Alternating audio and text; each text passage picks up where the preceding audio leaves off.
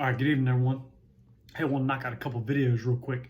First one I'm going to do is going to be titled, When Does the New Covenant Start? I know me and Danny were having a conversation about this yesterday, and he went ahead and posted a little short video, but I'm gonna go a little more in detail than than Danny did, just to give a little more clarity on the subject.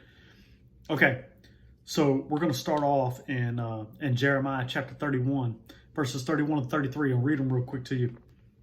Behold, the days come, saith the Lord, that I will make a new covenant with the house of Israel and with the house of Judah. Verse 32, not according to the covenant that I made with their fathers in that day that I took them by the hand to bring them out of the land of Egypt, which my covenant they break, although I was an husband unto them, saith the Lord. But this shall be the covenant that I will make with the house of Israel after those days, saith the Lord. I will put my law in their inward parts and write it in their hearts, and will be their God, and they shall be my people. All right, flipping on over to Daniel chapter 9, verse 27. And he shall confirm the covenant with many for 1 week, and in the midst of the week he shall cause the sacrifice and the oblation to cease.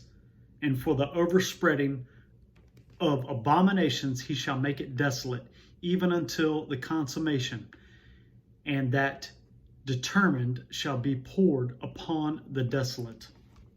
Okay, now we'll flip on over to Hebrews. There's 3 different chapters in Hebrews that talks about the covenant.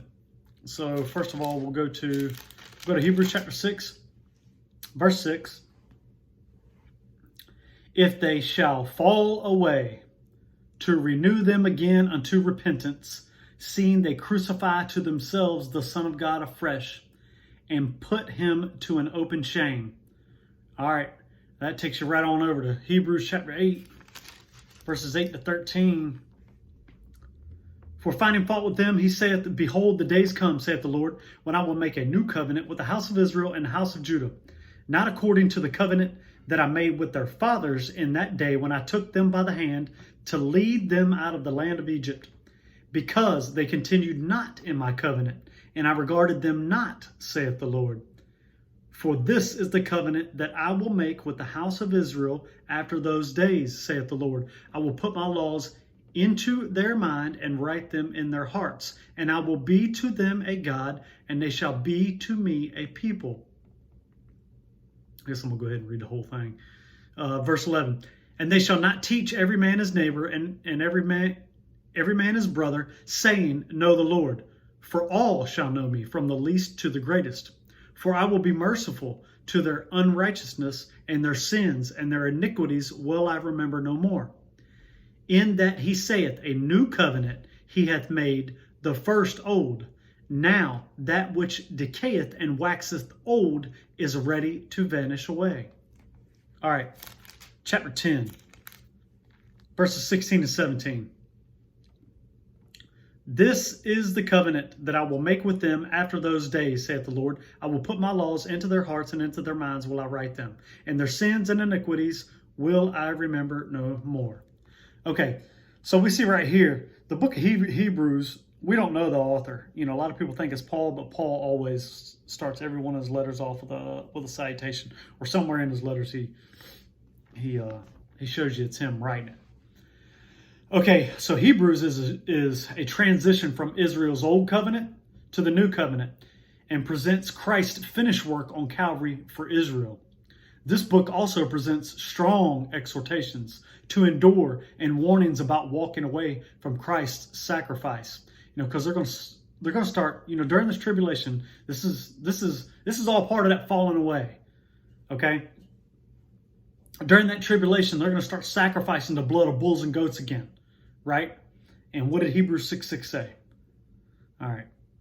Many claim that Paul wrote this epistle, but there's no concrete evidence of this. Timothy is mentioned, but again, this doesn't mean that Paul wrote the book. Hebrews mentioned the finished cross work for Israel under their program, whereas Romans mentions the finished cross work to us, for us in this dispensation.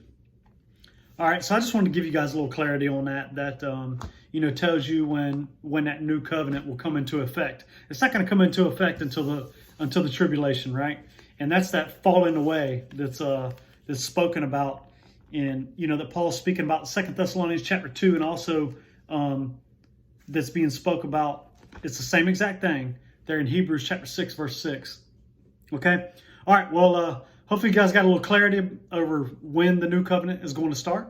We have nothing to do with the new covenant. I know a lot of the modern Bible translations, the perversions is what I call them, they have changed New Testament to New Covenant. I can't remember what the verse is. I'd have to go back and look that up, but I didn't research it for this video. I should have. That's probably a good one to know. But hey, man, well, y'all have a great evening, and grace and peace to you.